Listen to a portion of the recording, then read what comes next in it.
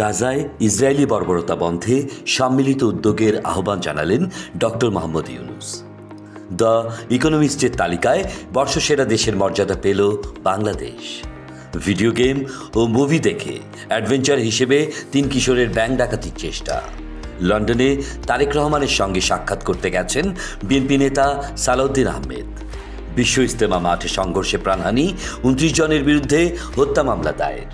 বিশ্বের বৃহত্তম বার্ন ইনস্টিটিউটেও রোগীর চাপে সেবা দিতে হিমশিম অবস্থা। অস্ট্রেলিয়ায় বাংলাদেশি তরুণী হত্যায় স্বামীর 21 বছরের কারাদণ্ড। ঢাকার দূষিত বায়ু নির্মূল করতে টাস্কফোর্স গঠন সহ একগুচ্ছ উদ্যোগ সরকারের।